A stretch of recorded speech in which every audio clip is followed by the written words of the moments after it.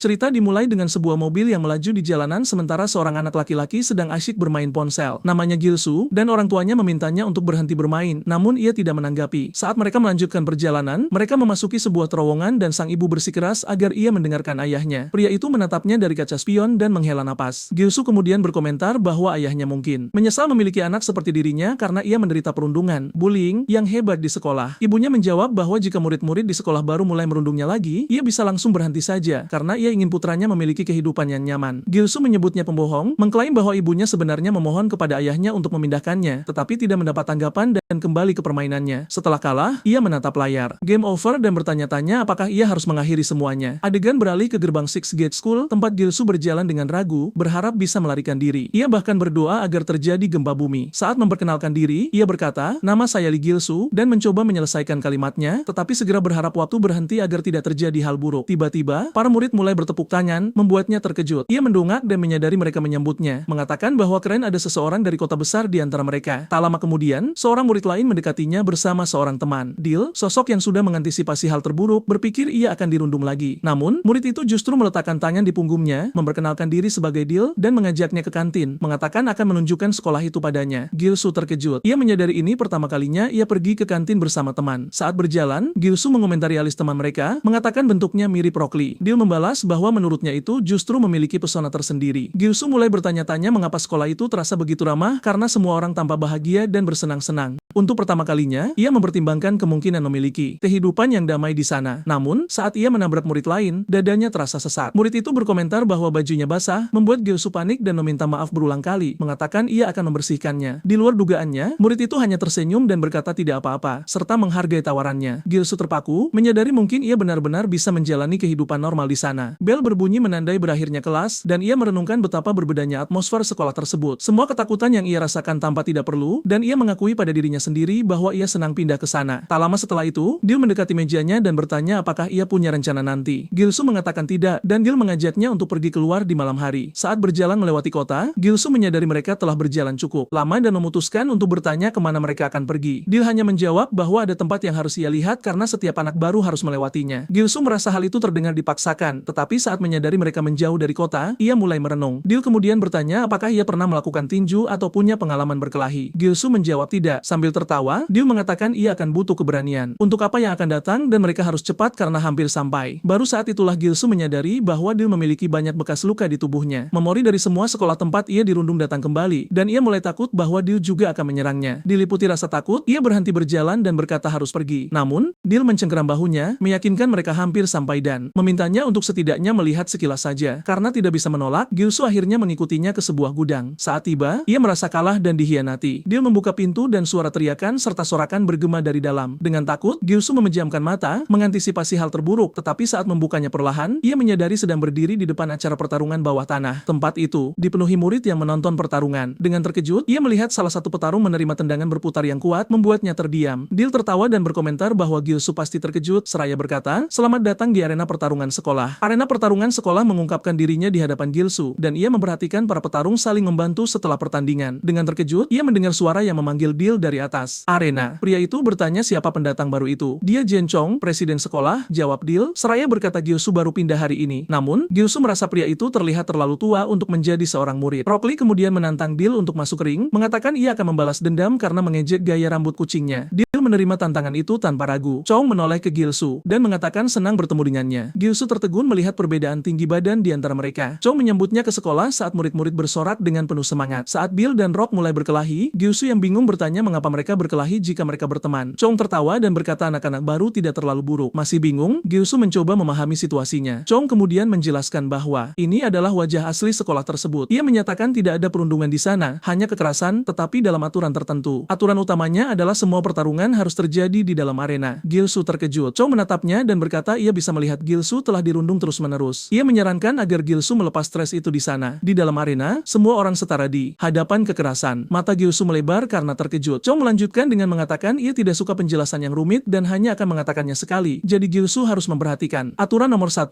hanya murid Six Gate yang bisa masuk. Setelah lulus, dikeluarkan atau berhenti, masuk dilarang. Aturan nomor 2, pertarungan selalu 1 lawan 1 dan senjata tidak diperbolehkan. Aturan nomor 3, anggota dewan pembimbing bertindak sebagai wasit. Tiba-tiba suara menonjol dari kerumunan. Itu adalah anak laki-laki dari kantin yang memanggil Gilsu dan bertanya dari mana saja dia. Gilsu segera mengingatnya. Anak itu berkata ia ingin bertarung untuk menebus biaya pembersihan. Chong berkomentar sepertinya ia sudah punya lawan dan ia akan belajar melalui latihan. Aturan nomor 4, segala jenis kekerasan di luar arena dilarang. Jika seseorang punya masalah dengan orang lain, mereka harus menyelesaikannya di dalam ring. Aturan terakhir sederhana, bersenang-senanglah dan jangan takut. Di dalam arena, Gilsu berpikir dalam hati, tidak mengerti bagaimana ia bisa menikmati ini. Wasit mengangkat tangannya, memberi isyarat dimulainya pertarungan. Gilsu menatap lawannya dan merasa terintimidasi. Instingnya yang terasa setelah 3 tahun dirundung berteriak padanya untuk lari. Para murid terus bersorak dan beberapa berkomentar bahwa anak baru itu sangat sial karena dipilih oleh Kang In. Ia terkenal karena kebrutalannya. Kang In menatap Gilsu dan bertanya apakah ia tidak akan melakukan serangan pertama. Ia mengatakan memberinya keuntungan karena ini adalah pertarungan pertamanya. Namun, Gilsu lumpuh karena ketakutan, tidak mampu bereaksi. Melihat ini, Kang In tersenyum dan berkata jika Gilsu tidak mau mengambil kesempatan itu, maka dialah yang akan melakukannya. Ia melompat ke depan. Gilsu mulai gemetar, air mata menggenang di matanya. Kegembiraan penonton berubah menjadi rasa jijik. Semua orang menonton dengan tidak percaya saat Gilsu menutupi dirinya dengan muntahan dan jirami. Kang In menyadari apa yang terjadi dan sementara para murid tertawa terbahak-bahak, ia meminta handuk atau sesuatu untuk membantu Gilsu. Terhina dan kalah, ia bergumam bahwa ia tidak pernah melayangkan pukulan seumur hidupnya dan tidak bisa melakukan ini. Adegan beralih ke kamar mandi sekolah. Beberapa murid berbicara tentang pertarungan arena tersebut, menyebut Gilsu yang memalukan. Gilsu duduk di dalam bilik, mendengar semuanya, dan menyimpulkan bahwa ia benar-benar tamat. Ia pikir itu sekolah normal, tapi menyadari jauh dari itu. Meskipun Chong menyuruhnya bersenang-senang, ia tahu ia tidak akan pernah bisa. Ia sudah membayangkan apa yang akan terjadi keesokan harinya, tapi karena ia tidak bisa dirundung lagi, ia pikir ia hanya harus bertahan. Adegan beralih lagi. Chong sedang melakukan push up dengan 2 murid di punggungnya. Ia mencapai 999, berjuang di repetisi terakhir, tetapi berhasil mencapai 1000. Gilsu menonton dengan bingung dan bertanya bagaimana ia bisa menjadi anak SMA. Chong menatap Gilsu dan bertanya apakah ada yang ingin dikatakan. Gilsu ragu-ragu, tapi kemudian menyebutkan ia punya pertanyaan tentang arena pertarungan. Chong menggoda, bertanya apakah ia punya keahlian selain muntah. Gilsu mengabaikan lelucon itu dan berkata ia benar-benar tidak bisa bertarung di arena. Para murid di sekitar mereka terdiam, terkejut. Chong bertanya mengapa, menunjukkan bahwa ia bahkan tidak terluka dalam pertarungan sebelumnya. Gilsu menundukkan kepalanya dan mengakui ia tidak punya kepercayaan diri. Ia berkata ia tidak membenci siapapun dan tidak melihat kesenangan dalam bertarung di arena. Bahkan, ia tidak mengerti tujuan dari arena itu. Ia bertanya apakah ia bisa tidak berpartisipasi saja. Chong meletakkan tangannya di bahu Gilsu dan berkata itu berarti ia bisa memukulinya sesuka hati. Sekarang Gilsu yang bingung, bertanya apa maksudnya. Tanpa menjawab langsung, Chong menyatakan bahwa sebagai presiden sekolah, ia mengumumkan Gilsu tidak lagi dilindungi oleh arena. Kehidupan sekolah berlanjut seperti biasa, tapi Gilsu takut akan apa yang mungkin terjadi. Ketakutannya menjadi kenyataan ketika Kang In muncul, mengatakan mendengar tentang keputusannya untuk tidak berpartisipasi di arena. Tanpa peringatan, ia mencengkeram Gilsu dan membenturkan wajahnya ke meja. Sambil tertawa, ia berkata ia akan mengajarinya apa artinya itu di sekolah ini. Ia menyatakan bahwa ia butuh budak dan sekarang Gilsu miliknya. Murid lain benar-benar mengabaikan adegan itu saat Gilsu dipukul di wajahnya. Kang In memuji kekuatannya sendiri dan salah satu murid berkomentar bahwa ia mendengar Gilsu pindah karena perundungan.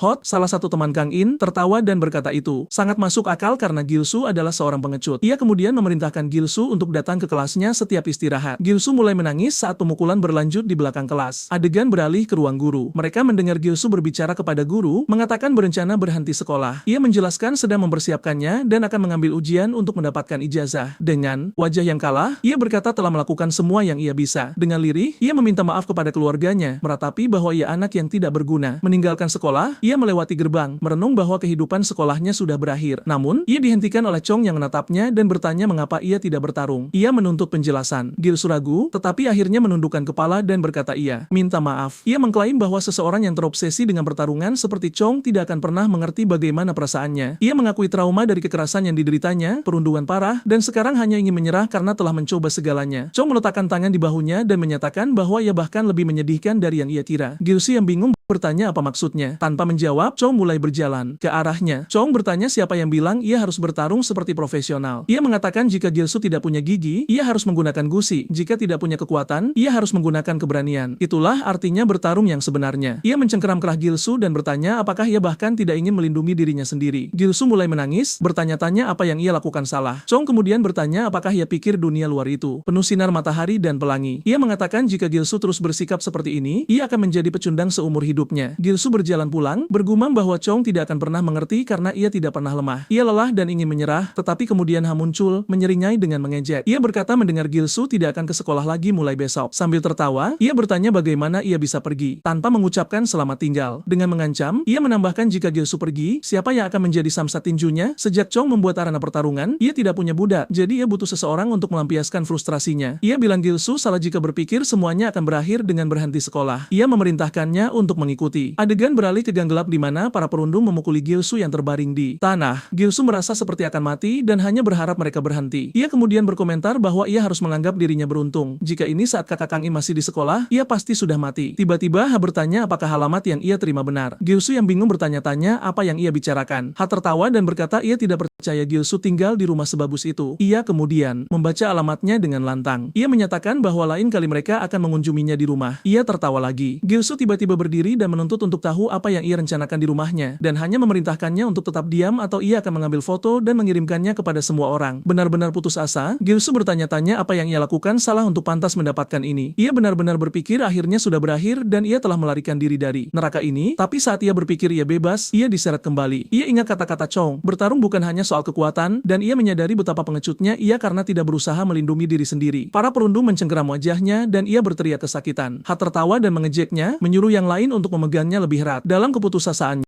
Gilsu berteriak lagi, kenapa? Apa yang kulakukan? Salah. Dalam gerakan tiba-tiba, ia menjatuhkan ponsel Ha ke tanah, meretakkan layarnya, dan menatap ponsel itu dengan terkejut. Tanpa berpikir, Gilsu menggigit tangan Ha sekeras mungkin. Ha berteriak kesakitan sementara Gilsu bergumam karena ia lemah, ia akan melakukan apapun untuk bertarung. Ia berkata akan melawan dengan segala yang ia punya. Ha yang marah memukul wajah Gilsu hingga jatuh, tetapi yang mengejutkan semua orang, Gilsu bangkit. Lagi, Ha yang terpaku bergumam bahwa ia sudah gila. Gilsu yang terengah-engah membalas bahwa ia cukup yakin ia memang begitu. Ia menatap ke bawah, menyadari tekad di mata Gilsu. Gilsu kemudian berkata jika ia akan mati, ia akan menjatuhkan Ha bersamanya. Ha tertawa terkejut dan berkomentar bahwa bahkan tikus yang terpojok akan menggigit. Ia bertanya apakah Gilsu siap untuk terus berjalan. Dua perundung lainnya bergerak ke arahnya, tetapi Gilsu tidak mundur. Ia mengambil segenggam kotoran dari tanah dan melemparkannya ke mata mereka, berteriak pada mereka untuk pergi. Para penyerang mundur dengan marah, tetapi menyadari Gilsu mengambil kotoran saat jatuh. Tanpa membuang waktu, ia berteriak pada yang lain untuk mengejarnya. Gilsu berlari, tidak tahu persis kemana ia pergi. Entah bagaimana kakinya menuntunnya kembali ke arena pertarungan. Pintu terbuka dan Chong terlihat. Terkejut melihat Gilsu masuk dengan tekad di matanya. Ia menyatakan, aku akan melakukan ini. Para murid yang sedang berkelahi terkejut dengan kembalinya dia. Gilsu kemudian mengumumkan bahwa ia ingin masuk ke arena pertarungan. Para perundung yang mengejarnya berhenti di pintu. Chong menyaksikan adegan itu dan tersenyum. Ia berkata Gilsu lebih menarik daripada yang ia bayangkan. Sudah di dalam ring, Gilsu bersiap untuk bertarung. Salah satu teman Ha maju dan berkata, kamu akan menjadi orang yang menghadapi kutu buku itu. Namanya Park Yongo. Teman yang lain memperingatkan untuk mengecilkan suaranya karena Chong hadir. Yongo merespons ia tahu dan selalu perlu berhati-hati. Gilsu menerima pukulan di wajah, diikuti lutut ke perut dan menerima pukulan lain ke wajah. Kang In bertanya apakah ia benar-benar berpikir ia bisa melakukan apapun dalam pertarungan dan memukulnya lagi, membuatnya kehilangan keseimbangan. Kemudian ia mengangkat kakinya dan menendang wajah Gilsu, mengatakan ia akan mengajarinya cara berperilaku. Sambil tertawa, ia bertanya bagaimana perasaannya sekarang, mengklaim ia pasti menyesalinya. Gilsu menatap Kang In dengan marah yang mengganggunya, memerintahkannya untuk menundukkan mata. Kang In menamparnya berulang kali, menghinanya dengan setiap pukulan. Ia berkata pecundang harus bertindak seperti pecundang dan ini bukan weton. Kemudian ia melakukan tendangan berputar, membuat Gilsu tersungkur di lantai. Para murid berkomentar betapa intens pertarungannya dan bertanya-tanya apakah Gilsu mematahkan sesuatu. Kang In yang masih bersemangat berharap dia tidak mati. Gilsu mencoba bangkit tetapi Kang In terkejut mengatakan ia seharusnya sudah pingsan. Ia memerintahkannya untuk berhenti berpura-pura tangguh, memperingatkan ia mungkin akan berakhir mati. Ia juga bertanya bagaimana, mengklaim ini bahkan tidak sebanding dengan rasa sakit yang sudah ia hadapi. Ia melompat ke depan, melayangkan pukulan yang menjatuhkan Kang In ke tanah. Para murid bereaksi dengan terkejut, memanggilnya si anak muntah dan berkomentar bahwa ia punya beberapa trik tersembunyi. Kang In mengakui ia tertangkap basah. Gilsu berteriak dan mencoba melayangkan pukulan lain tetapi terkena pukulan terlebih dahulu. Kang In mengejeknya, bertanya bagaimana pukulan lambat seperti itu bisa merusak. Saat itu, Gilsu teringat kata-kata Chong dan tiba-tiba menanduk Kang In, membuat hidungnya berdarah. Para murid bersorak, mengatakan ini lebih menyenangkan daripada yang mereka bayangkan. Chong mengamati bahwa meskipun adrenalin membius rasa sakit, Gilsu jelas terluka tetapi menunjukkan ketahanan yang mengesankan. Kang In menendangnya menjauh, membuatnya jatuh ke tanah. Menyeka darah dari wajahnya, ia bertanya apakah Gilsu punya keinginan mati. Tetap saja, Gilsu bangkit, bertekad untuk melanjutkan. Ia bertanya-tanya apakah selalu seperti ini, apakah geng-geng yang ia takuti benar-benar sekuat itu. Para murid mulai meneriakkan namanya. Sambil mengertakkan gigi, ia menyerang Kang In, melayangkan pukulan bergaya, satu pukulan, tetapi dihentikan oleh uppercut. Kesadarannya memudar saat Kang In menyatakan ia tidak akan tertangkap basah lagi. Gilsu pingsan dan Kang In dinyatakan sebagai pemenang. Malam harinya, Gilsu terbangun, tidak yakin apakah ia sempat pingsan. Meskipun demikian, ia merasa bangga karena telah membela diri, mengingat ia berhasil melayangkan satu pukulan. Namun, ia menyesal tidak tetap tenang dan mulai merenungkan apa yang bisa ia lakukan untuk menang jika saja ia sedikit lebih kuat. Tiba-tiba Chow muncul di samping dirinya dan bertanya apakah pikirannya lebih jernih sekarang. Gilsu melihat sekeliling, menyadari mereka sendirian dan bertanya apakah Chong datang untuknya. Chow menjawab bahwa sebagai presiden, tugasnya adalah memastikan tidak ada yang terluka parah karena arena ada untuk melindungi murid. Ia mengingatkan Gilsu bahwa apa yang terjadi adalah pengecualian dan mulai sekarang ia tidak lagi diizinkan untuk masuk karena ia akan meninggalkan sekolah. Chow mulai berjalan pergi, tetapi Gilsu menghentikannya, bertanya apa yang harus ia lakukan. Chow mengerutkan kening, bertanya-tanya apa maksudnya. Dengan bertekad, Gilsu menyatakan ia tidak akan berhenti sekolah dan memohon pada Chong untuk memberitahunya apa yang perlu ia lakukan untuk menjadi lebih kuat. Ia menjelaskan semuanya dimulai karena sandal terbang yang secara tidak sengaja mengenai seseorang. Awalnya tampak tidak akan terjadi apa-apa, tetapi kemudian murid lain bertukar pandangan dan mulai memukulinya, menuntut uang. Ia telah menjadi selemah itu. Mereka tertawa, mengatakan orang seperti dia perlu dipukuli, dan menendangnya tanpa ampun. Gilsu mengingat bagaimana semuanya dimulai tetapi memutuskan ia tidak bisa menyerah. Chong tersenyum, mengatakan itu juga tanggung jawabnya sebagai presiden untuk melatih yang lemah. Ia mendekati Gilsu dan bertanya apakah ia siap. Tanpa peringatan, ia meninju Gilsu di perut. Gilsu memuntahkan darah dan berteriak kesakitan. Chong berkomentar itu pasti sakit sekali, tetapi memperingatkan ini baru permulaan. Ia berjanji akan membuatnya cukup kuat untuk menahan pukulannya. Hari berikutnya, Gilsu masih merasakan sakit yang hebat dan bertanya-tanya seberapa kuat Chong sebenarnya. Ia teringat Chong menyuruhnya mencarinya saat istirahat. Gilsu bertanya-tanya apakah latihan ini benar-benar akan membuatnya lebih kuat. Dil memanggilnya, bertanya apakah ia tidak jadi berhenti. Gilsu menjawab bahwa ia berubah pikiran. Dil berkomentar bahwa ia pasti menyukai arena, bercanda bahwa ia punya nyali untuk terus berjalan. Tiba-tiba Kang In muncul. Gilsu mendongak saat mendengar ia memanggilnya Samsak Tinju. Ia tahu seberapa kuat itu. Kang In berkata ia tidak menyangka melihatnya kembali dan bertanya apakah ia ingin balas dendam, tetapi memperingatkan ia untuk tahu diri atau ia mungkin akan berakhir mati lain kali. Mereka berjalan ke arah yang berlawanan. Dil menyadari bahwa Gilsu gemetar karena marah. Dengan bertekad, Gilsu memutuskan ia akan menjadi cukup kuat untuk tidak pernah kalah dari bajingan seperti Kang In lagi. Di atap gedung, kita melihat Gilsu dipukul di wajahnya dan kemudian di perut oleh Chong. Chong menyuruhnya untuk menjaga matanya tetap terbuka dan mengikuti pukulannya. Ia juga melarangnya berkelahi sampai latihan selesai. Gilsu protes, bertanya bagaimana ini bisa disebut latihan saat ia memejamkan mata rapat-rapat. Beberapa hari berlalu sejak latihan dimulai. Ia menerima pukulan demi pukulan. Ho kiri mendarat diikuti tendangan yang membuatnya terbang. Ia mengeluh bahwa ini lebih terasa seperti pemukulan satu sisi daripada latihan yang sebenarnya. Sementara itu, di ring, Kang In menatap lawannya yang benar-benar kalah. Orang-orang berkomentar bahwa ia sangat kejam sejak pertarungannya dengan Gilsu dan egonya terluka. Mereka bercanda bahwa kelemahannya adalah tandukan dan muntahan. Kang In yang kesal menantang siapapun untuk melawannya jika mereka pikir ia punya kelemahan. Lawannya meminta maaf dan mundur. Kang In menyerbu kerumunan, memanggil mereka idiot. Ia bertanya pada teman-temannya, apakah mereka melihat Gilsu hari ini? Mereka bilang tidak, menyebutkan bahwa ia belum terlihat saat istirahat dan telah menghindari arena. Mereka menyarankan sepertinya ia menolak arena. Kang In memiliki momen realisasi, berpikir tentang Chong, dan kemudian tersenyum, mengatakan ia punya ide untuk memukuli beberapa pecundang. Malam itu, Gilsu berlari di lintasan dengan sangat lelah. Ia mengingat semua pemukulan yang ia terima, dan bertanya-tanya apakah metode latihan ini benar-benar akan membuatnya lebih kuat. Tetap saja, ia memutuskan perlu berusaha lebih keras untuk mencapai tujuannya. Tiba-tiba sebuah sepeda motor mendekat dan menyenggol bahunya. Pengendara berhenti dan mengeluh bahwa Gilsu menggores motornya. Ia turun, mengatakan mereka perlu mendiskusikan masalah itu, dan menuntut kompensasi untuk perbaikan. Gilsu bertanya bagaimana ia berharap ia mendapatkan uang sebanyak itu, menunjukkan bahwa pengendara itulah yang menabraknya. Pria itu menarik rambutnya, menyebutnya pecundang, dan memukulnya, menuduhnya mencoba menipunya. Teman-temannya tertawa, mengklaim mereka melihat segalanya dan Gilsu berlari tepat ke motor itu. Gilsu yang bingung bertanya apa yang terjadi, tetapi pria itu terus berbicara dan menuntut jawaban. Gilsu menyadari ia tidak takut. Pria itu bersikeras ia harus menyerahkan semua uang yang ia punya. Kemudian Gilsu teringat bahwa ia telah dipukuli oleh monster nyata selama ini. Ia menepis tangan pria itu dan meninju wajahnya dengan tangan kiri, bertanya mengapa ia harus membayar saat ia bahkan tidak takut padanya. Pria itu mencengkeram pergelangan tangannya dan mengejeknya, bertanya apakah itu pukulan yang dimaksud. Gilsu bertanya-tanya mengapa pukulannya tidak berefek dan menyadari ia masih lemah. Yang lain menonton dengan terkejut saat ia mulai mengayunkan tangannya dengan liar dan berteriak, mengakui bahwa ia tidak pernah benar-benar belajar cara bertarung, hanya cara menerima pemukulan. Si penyerang tertawa dan menendangnya, bertanya apakah ia sedang membuat pertunjukan komedi. Teman-temannya tertawa, mengatakan ia terlihat seperti kincir angin atau seseorang yang mencoba berenang. Pria itu kemudian memakai sarung tinju besi, tersenyum jahat, dan memerintahkan teman-temannya untuk memegang Gilsu dengan erat. Ia bergumam bahwa setelah pemukulan ini, Gilsu akan belajar cara berperilaku. Ia menyuruhnya untuk mengertakkan gigi dan masuk untuk memukul, tetapi sebelum ia bisa mendaratkan pukulan, seseorang muncul entah dari mana dan melutut wajahnya. Si penyerang tersandung ke belakang dan Gilsu menonton dengan terkejut mengenali penyelamatnya, Dil. Dil tertawa saat menyadari orang yang ia selamatkan adalah Gilsu. Salah satu preman menyerangnya, tetapi Dil menghindar dan membalas dengan ho kiri ke wajah. Yang lain datang ke arahnya dengan papan kayu, tetapi Dil memblokirnya dengan lengannya dan mendaratkan pukulan lain. Seorang gadis yang bersama mereka berteriak saat melihat teman-temannya dipukuli dan mengeluh bahwa mereka meninggalkannya sendirian.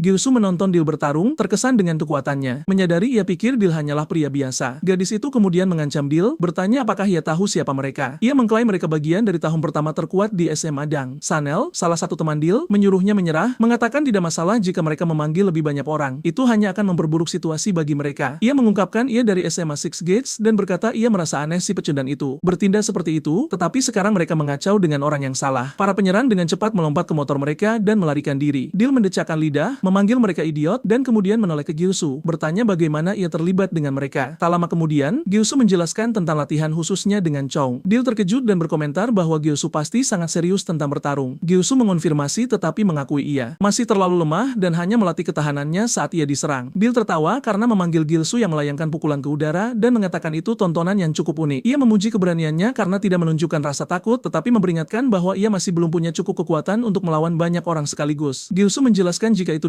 ia akan menghindari pukulan dan membalas apa yang ia juga akui. Ia iri pada Gilsu karena dipilih oleh Chong. Ia menambahkan bagi seseorang yang menolak arena, penting untuk membiasakan diri dengan lingkungan itu. Lagi pula sekolah itu unik. Gilsu kemudian mengingat Sanel mengatakan mereka mengacau dengan orang yang salah dan bertanya pada Dil mengapa para preman itu melarikan diri saat mereka tahu ia dari Six Gates. Dil tertawa dan berkata sudah jelas sekolah itu terkenal. Gilsu bertanya, mengapa? Dan Dil menjelaskan bahwa Six Gates memiliki sejarah panjang kekerasan sekolah. Di masa lalu, itu seperti hutan dan hal-hal menjadi tidak terkendali. Gilsu berkomentar bahwa sepertinya tidak seperti itu sekarang. Dil setuju dan berkata itu berkat Chong. Ia menaklukkan sekolah dan membuat arena pertarungan dengan aturannya sendiri. Seiring waktu, sekolah menjadi lebih terorganisir karena arena menjadi cara alternatif untuk melepaskan amarah, tetapi jika arena atau Chong menghilang, aturan itu akan kehilangan maknanya. Siapa yang tahu kapan semuanya akan kembali ke kekacauan seperti dulu? Selain itu, masih ada orang yang ingin hal-hal kembali ke cara lama. Di arena, seorang murid jatuh ke tanah dengan kalah. Yongo mengejeknya, bertanya apakah hanya itu yang ia punya. Ia menunjuk orang lain dan memerintahkannya untuk masuk ke ring, mengatakan ia memilihnya hanya karena ia tidak suka wajahnya. Murid itu ragu-ragu dan Yongo bertanya apakah ia menolak untuk bertarung. Geng Kang In tertawa, berkomentar bahwa Yongo sedang bersemangat hari ini. Kang In di sisi lain menyebut mereka pecundang dan mengatakan mereka perlu tahu tempat mereka. Yongo maju dan mendaratkan ho kiri pada wajah lawannya diikuti pukulan kanan. Lawannya mencoba meminta istirahat, tetapi Yongo mengabaikannya dan menyiapkan tendangan terakhir, mengatakan itu terlalu mudah. Kang In kemudian berdiri dan memerintahkan semua orang untuk menyingkir, mengatakan ia ingin bersenang-senang juga. Ia berkata beberapa orang hanya bicara dan tidak pernah masuk ke ring. Ia mengumumkan ia akan memberi pelajaran pada pengecut-pengecut itu. Kembali ke masa sekarang, giliran Kang In untuk bertarung. Para murid bertanya-tanya siapa yang akan ia pilih, dan ia menunjuk salah satu murid yang sedang membicarakannya. Ia memerintahkannya untuk masuk ke ring segera. Anak laki-laki itu yang terkejut bertanya mengapa ia dipilih karena mereka bahkan tidak saling mengenal. Kang In menjawab bahwa ia tidak butuh alasan. Ia hanya dalam suasana hati yang buruk melihatnya. Ia mencengkeram kerahnya dan bertanya apakah ia berencana menolak tantangan itu dan berakhir seperti Gilsu. Saat itu, Chong masuk ke arena dengan tampak kesal. Ia menatap Kang In dan bertanya apa yang terjadi. Kang In yang tidak terpengaruh menjawab bahwa ia hanya mengajukan permintaan pertarungan, tetapi ada kesalahpahaman. Ia kemudian menantang Chong, bertanya apakah ada masalah dengan itu, menunjukkan bahwa ia tidak melanggar aturan apapun. Kembali di masa lalu, ia bersama teman-temannya dan mereka bertanya apa rencananya. Ia berkata bahwa Gilsu membuat dirinya sendiri masuk ke masalah dengan menjadi yang pertama di sekolah yang mengatakan tidak pada arena tempur. Selama kamu punya lengan dan kaki, siapapun bisa bertarung di arena. Semua orang setara di hadapan kekerasan, dan ini adalah aturan sekolah. Mereka bisa menyombongkannya, tapi jika kamu melihat lebih dekat, kamu akan menyadari mereka pengecut yang hanya menikmati menonton pertarungan tanpa pernah berpartisipasi karena jauh di lubuk hati mereka semua adalah pecundang. Dan teman-temannya setuju, mengatakan mereka bersenang-senang juga, tetapi ide Gilsu mengekspos situasi tersebut. Mereka bertanya-tanya apa yang akan terjadi jika mereka menantang mereka yang telah memukuli orang lain sampai sekarang. Yongo membalas bahwa mereka akan dipaksa bertarung agar tidak berakhir seperti Gilsu. Kang In setuju dan berkata arena sekarang akan menjadi tempat bermain mereka. Kembali ke masa sekarang dan bertanya pada Chong apa yang terjadi. Mengatakan ia tidak melanggar aturan apapun. Chong menyuruhnya berhenti berpura-pura berani dan tertawa, meminta maaf atas kebingungan itu dan mengatakan bahwa lain kali ia akan memilih dengan lebih hati-hati. Di atap gedung, Chong mendaratkan serangkaian pukulan pada Gilsu, diakhiri dengan tendangan. Gilsu berkata ia merasa seperti akan mati tetapi berhasil menyeimbangkan diri dan memblokir pukulan, mengatakan ia tidak setakut sebelumnya. Chong merespons bahwa ia mulai terbiasa dengan pukulan. Gilsu mencoba melakukan serangan balik tetapi Chong menghindar, dan Gilsu berkata bahwa jika ia ingin menang, ia perlu mendaratkan pukulan. Ia terus menyerang tanpa rencana yang nyata dan Chong mulai kesal, menamparnya dan menyuruhnya diam. Gilsu membalas bahwa itu sakit lebih dari biasanya, dan Chong memberitahunya bahwa ia perlu belajar cara bertarung yang sebenarnya. Jika ia melakukannya, ia bahkan bisa memenangkan pertarungan di ruang permainan di arcade. Gilsu berkata tempat itu sudah tua dan bertanya mengapa mereka di sana. Ia membuka pintu dan melihat seorang pria botak yang mungkin dikenali beberapa orang sebagai Bob. Chong menyuruhnya untuk mengangkat tinjunya ke dagu, memasukkan dagu, dan memosisikan kakinya selebar bahu, sedikit dengan jari kakinya. Ia menginstruksikan Gilsu untuk melempar jab, pukulan ringan, dan untuk pukulan lurus, putar pinggul, bahu, dan gunakan kaki untuk menghasilkan kekuatan yang memaksimalkan dampak. Gilsu berkata pukulan itu terdengar seperti tembakan senjata, tetapi bersikeras ini gilirannya sekarang. Ia melempar jab canggung dan kemudian pukulan lurus, mengatakan ia mulai menguasainya, tetapi saat ia melihat skor, ia menyadari tidak ada yang berubah. Chong berkata mesin itu rusak, jadi kecuali pukulannya memiliki dampak nyata, itu tidak akan terdaftar. Ia perlu memukul lebih keras untuk merusak lawannya. Chong menyuruhnya untuk menemukan gaya bertarungnya sendiri dan jangan muncul sampai ia mencapai skor tertinggi. Adegan beralih ke saat ia ditelepon dan pacarnya mengatakan mereka harus berhenti bertemu. Ia bertanya-tanya mengapa ia bersikap seperti ini lagi. Ia menabrak Yomo dan meminta maaf, tetapi Yomo melemparkannya ke tanah, menyebabkan ponselnya jatuh dan rusak. Yomo mengatakan ia sengaja menabraknya, tetapi Rock merespons bahwa itu jelas disengaja. Yomo mengatakan bahwa melihat penampilannya, ia sepertinya punya masalah dan menyarankan menyelesaikannya di arena. Rock terlihat sedikit takut dan dengan gugup berkata itu kesalahannya. Yomo tertawa dan yang lain berkomentar bahwa itu benar-benar kecelakaan dan bukan kekerasan sekolah. Kemudian, Yomo menyuruhnya untuk lebih berhati-hati lain kali. Dil menjemput Rock dan menyarankan melaporkan insiden itu, tetapi Rock menyuruhnya melupakannya, mengatakan itu tidak sepadan untuk membuat keributan. Dil terlihat kesal, dan di kantin, Gilsu sedang makan dengan panik, mengatakan ia kelaparan dan tidak bisa meningkatkan skornya, bertanya apa yang harus ia lakukan. Yomo meminta maaf dan menuangkan makanan ke kepala Gilsu, tertawa. Ia berkata, ia tidak melihatnya di sekitar dan bertanya-tanya di mana ia menghilang selama ini. Kemudian menampar punggungnya, mengatakan ia merindukannya, dan bertanya apakah ia merasakan hal yang sama. Dengan kebencian di matanya, kita melihat Kang In dan Yomo berbicara di luar kantin tentang bagaimana mereka baru saja merundung Rock dan lolos begitu saja. Kang In berkata ini saatnya melakukan hal yang sama pada Gilsu, menunjukkan padanya apa yang terjadi saat ia mengacau dengan mereka. Yomo berkata ia akan menanganinya, menyuruh Kang In untuk tidak terlibat dan percaya padanya. Gilsu mencengkeram tangan Yomo, dan Yomo berkata ia sudah belajar untuk melawan sekarang. Ya, memanggilnya imut dan ia marah. Gilsu sangat marah, tetapi Chong telah melarangnya masuk arena sampai ia menyelesaikan pelatihannya. Ia berkata ia tidak punya pilihan selain patuh. Dia menyuruh Yomo untuk diam, mengatakan ia sedang mencoba makan, dan kemudian melemparkan nampan makanannya ke Yomo. Dil berkata, kamu tidak seharusnya mengganggu anjing saat sedang makan. Gilsu terkejut dengan ini. Yomo memberitahunya bahwa ia perlu tahu tempatnya. Yomo bertanya apakah Dil sudah gila, dan Dil menjawab bahwa itu bukan kekerasan sekolah. Tertawa saat ia mengatakan tangannya hanya terpeleset tetapi bahwa ia tetap ingin bertarung. Ia memberitahu Yomo bahwa ini bagus dan bahwa ia akan mengajarinya sebuah pelajaran di arena malam ini. Malam itu kita melihat Dil mencuci pakaiannya sementara Gilsu, yang sekarang berseragam, berterima kasih padanya karena membantu. Dil berkata ia tidak melakukannya untuk Gilsu, dan meskipun mungkin terlihat seperti itu, ia hanya ingin memberi pelajaran karena ia lelah melihat orang-orang berperilaku salah di arena. Ia mengakui ia sudah lama tidak ke sana, jadi ia tidak tahu persis apa yang terjadi. Gilsu bertanya apa yang terjadi, dan Dil menjelaskan bahwa mereka sengaja memilih murid terlemah dan menyerang mereka di arena. Saat para murid menjadi takut, mereka menggunakan Gilsu sebagai contoh, tetapi karena ia belum punya kesempatan untuk melawan mereka, ini bagus karena sekarang ia bisa melindungi arena. Gilsu bertanya-tanya mengapa Dil ingin melindungi arena, mengatakan bahwa jika ia sekuat itu, arena seharusnya tidak penting baginya. Ia bertanya apakah ada alasan di baliknya. Dil mengungkapkan bahwa ia melalui fase gelap seperti Gilsu. Flashback menunjukkan dia buang air kecil ke dalam pot yang diisi dengan hal-hal lain sementara perundung memberitahunya itu minuman babi baru dan memerintahkannya untuk membuka mulut. Kita melihat versi Dil yang lebih berisi dan pemalu. Perundung memegang mulutnya, memaksanya minum,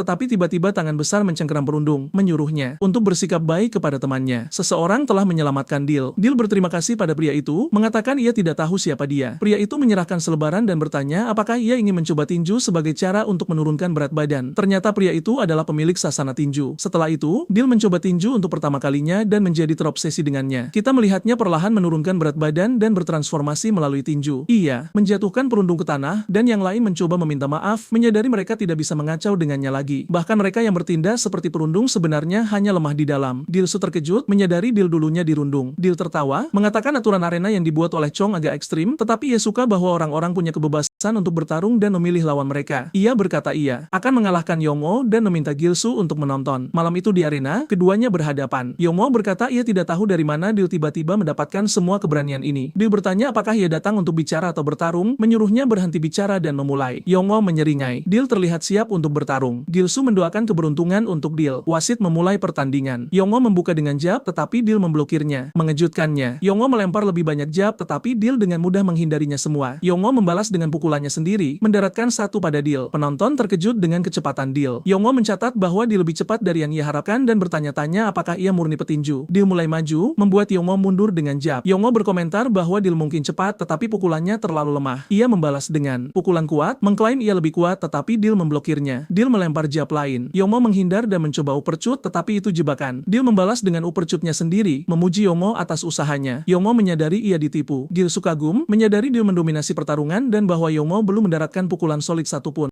Kerumunan mulai bertanya-tanya apakah Dil selalu sekuat ini, dan menyadari Yongmo mungkin kehilangan rekor tak terkalahkannya. Gilsu terkejut mengetahui Yongmo tak terkalahkan. Yongmo melempar pukulan kanan, meleset, hook kiri, meleset, kanan lain, meleset, dan meleset lagi. Ia mulai kehilangan ketenangannya, frustrasi karena tidak bisa mendaratkan satu pukulan pun. Dil mengejeknya, tertawa, dan bertanya apakah Yongmo benar-benar berpikir pukulan itu akan mendarat. Ia memukul Yongmo dengan jab, mengatakan bahwa pukulan ringan perlu terhubung sebelum pukulan berat bisa. Dil mendaratkan pukulan lurus, membuat Yongmo berlutut. Dil mengejeknya, mengatakan ia terlalu banyak bicara tetapi tidak bisa membuktikannya, dan menyuruhnya berhenti mengganggu orang dan meninggalkan arena. Yongmo melihat ke arah Chong yang tersenyum, menyuruhnya untuk tidak khawatir karena ia belum selesai. Yongmo mengakui bahwa Dil lebih baik dalam bertinju, tetapi mengklaim ia akan bertarung secara adil. Mulai sekarang, Gilsu terkejut saat Yongmo mengangkat kakinya ke arah Dil, mengadopsi posisi Muay Thai, menyatakan ini saatnya untuk memulai pertarungan yang sebenarnya. Dil mengenali posisi Yongmo, tahu bahwa ia berencana menggunakan tendangan. Ia melompat ke depan, kepala rendah, mengatakan ia bisa mendaratkan dua pukulan, dan melakukannya ke arah Yongmo. Yongmo meringis kesakitan, bertanya-tanya mengapa kaki Dil terasa begitu kokoh saat tendangannya diblokir. Ia mencoba memukul, tetapi Dil menciptakan jarak. Yongmo tidak kehilangan momentum, menyerang langsung padanya. Saat Dil menyiapkan tendangan lain, Yongmo memblokir dengan lengannya, tetapi langsung menyesalinya, merasa seolah-olah ia dipukul oleh tiang baja, terlempar melintasi ring. Ia bertanya-tanya mengapa Dil begitu kuat, menyadari bahwa meskipun ia memblokir, kerusakannya sangat besar. Yongmo datang ke depan dengan tendangan lain, dan Dil mengangkat tangannya untuk memblokir, tetapi kita melihat tulang lengannya patah. Gilsu meneriakkan namanya saat suara patah bergema di arena. Dil mundur dan Yongmo tertawa, mengejeknya untuk datang padanya seperti sebelumnya, bertanya apakah ia takut. Dil bertanya-tanya mengapa tendangan Yongmo begitu kuat, jauh melampaui kekuatan pukulannya, menyadari bahwa satu pukulan lagi bisa berbahaya. Hilang dalam pikiran, Dil terkena pukulan di wajah, dan kemudian terkena rentetan pukulan dalam urutan gaya Dragon Ball Z. Yongmo tertawa, senang bahwa pukulannya akhirnya mendarat. Dil menyadari ia terlalu fokus pada tendangan Yongmo, mencegahnya bereaksi dengan benar. Yongmo menghinanya, mengingatkannya bahwa dialah yang berkata jangan merusak arena pertarungan, mempertanyakan siapa menurutnya dia. Tendangan rendah menjatuhkan Dil ke tanah. Yongmo terus mengejek, mengatakan Dil terlalu lemah untuk menceramahi siapapun. Tidak mampu berdiri, Dil menonton tanpa daya saat Yongmo bersiap untuk tendangan gaya sepak bola ke kepalanya, mengatakan selamat tinggal. Tepat saat tendangan mendarat, wasit memblokirnya dengan tulang keringnya. Kaki ini terbuat dari baja. Wasit Chong berkata jika lawanmu tidak bisa bertarung lagi, melangkah lebih jauh adalah pelanggaran. Yongmo tertawa, mengatakan mereka baru saja memulainya, tetapi ia bersenang-senang untuk pertama kalinya dalam beberapa saat. Ia menatap Gilsu, berkomentar mungkin itulah alasan beberapa wajah lama kembali. Saat Gilsu melakukan kontak mata, Yongmo tertawa lebih keras, mengatakan arena akan menjadi lebih menyenangkan, jadi ia harus sering datang. Kemudian, Gilsu membantu Dil berjalan. Gilsu bertanya apakah itu sangat sakit. Dil berkata bahwa lebih dari rasa sakit, ia hanya frustrasi karena kalah dan meningkatkan ego mereka. Gilsu mencatat bahwa Dil menang pada awalnya, tetapi semuanya berubah saat tendangan dimulai. Dil setuju, mengatakan tendangan Yongmo jauh lebih kuat dari yang diharapkan, tetapi sesuatu terasa aneh tentang tendangan terakhir itu. meskipun ia tidak tahu apa. Mereka tiba di tujuan mereka dan Dil berterima kasih pada Gilsu karena membantunya, menawarkan air sebelum mereka pergi. Gilsu menolak, mengatakan ia punya sesuatu untuk dilakukan. Bill penasaran, menonton Gilsu berlari, bertanya-tanya kemana ia menuju pada jam segini. Potong ke kelas di mana Kang In melihat sepasang sepatu yang paling jelek yang bisa dibayangkan, bertanya mengapa sepatu itu ada di sana. Salah satu orang berkata gen mereka ingin menunjukkan apresiasi. Kang In membalas ia menghargai bakat di atas rasa terima kasih. Mereka setuju, berjanji untuk melakukan yang terbaik. Yongmo masuk, mengatakan ia ragu Gilsu akan muncul di sekolah hari ini. Kang In berdiri, bertanya apa maksudnya. Yongmo berkata ini mungkin saatnya memukulinya sekarang. Kang In meletakkan tangan di bahu Yongmo, mengatakan segalanya akan berubah karena dia. Yongmo tampak bingung saat mereka berjalan. Kang In menjelaskan bahwa dengan mengalahkan Dil, mereka membuktikan kekuatan mereka, menakuti mereka yang berpikir mereka lebih lemah. Menyentuh Gilsu sekarang hanya akan merusak reputasi mereka. Salah satu orang bertanya tentang rencana berikutnya, menyarankan menyebarkan selebaran untuk merekrut orang. Kang In berkata tidak, menjelaskan mereka telah memukuli tahun pertama sesuai rencana. Ini saatnya untuk langkah berikutnya. Kembali ke beberapa pria yang merokok di luar, memperkenalkan beberapa Shoku. Mereka bertanya siapa pendatang baru itu. Bose menjawab mereka datang untuk menemui mereka. Shoku tertawa, meremehkan mereka sebagai tahun pertama, memanggil mereka anak kecil. Kang In merespons mengatakan mereka mungkin terlihat seperti itu baginya karena Shoku adalah bagian dari generasi legendaris bersama saudaranya. Shoku menyadari siapa kakak Kang In. Kang In menunjukkan bahwa sejak Chong mengesampingkan mereka telah bersembunyi seperti orang tua. Shoku mencengkeram tenggorokan Kang In, memanggilnya sombong. Kang In membalas ia hanya kecewa, merasa seperti mereka telah bertarung sendirian, bahwa segalanya telah berubah sekarang. Shoku mempertanyakannya dan kita memotong ke Hang berbicara dengan Chong. Hang bersikeras mereka perlu campur tangan di arena pertarungan, mengatakan membiarkan mereka menyalahgunakan aturan akan menghancurkan fondasinya. Ia mengangkat tentang kakak Kang In. Hai, Chong berkata aturan adalah aturan, bahkan jika mereka telah disalahgunakan. Hang bertanya apakah ia hanya akan berdiam diri. Chong menjawab bahwa bahkan jika ia campur tangan dan memperbaiki keadaan, arena tidak akan sama. Hang merenung, menyadari Chong benar. Ponsel Hang berdering, itu Gilsu menelepon dari Arcade. Chong mengingatkannya bahwa ia bilang jangan menelepon sampai ia mencetak beberapa poin. Bertanya apakah ia menyerah. Gilsu mengatakan itulah tepatnya mengapa ia menelepon. Kita melihat mesin tinju yang berlumuran darah dengan skor di atas 99.999. Gilsu memberitahu Chong untuk mengajarinya, mengatakan ia siap untuk pelajaran berikutnya. Sementara itu, kita melihat Gilsu berlari menuju klub permainan, memikirkan Yongmo. Ia berkata ia harus cepat dan menjadi lebih kuat, lalu menampar Bob saat kita melihat ia memberikan segalanya pada manekin malang itu. Gilsu berkata ini satu-satunya hal yang bisa ia lakukan karena ia tidak punya apa-apa lagi dan ia mendorong dirinya sendiri bahkan dengan pukulannya yang lemah. Jika ia memukul mesin ini puluhan ribu kali, ia pasti akan bisa melakukannya. Ia teringat Chong mengatakan ia perlu memukul cukup keras agar mesin mendaftar pukulan tersebut. Hanya dengan begitu itu akan membuktikan ia bisa menyebabkan kerusakan pada lawan. Karena kurang berat dan kekuatan, akan lebih baik untuk melebarkan kuda-kudanya untuk memberikan lebih banyak kekuatan ke dalam pukulan yang ia lakukan, memungkinkan ayunan gerak penuh. Ia mengenai Bob tepat di wajahnya dan kita mendengar suara keras. Kita melihat bahwa ia berhasil mencetak 3 poin dan jumlahnya terus meningkat melewati 20 kemudian 134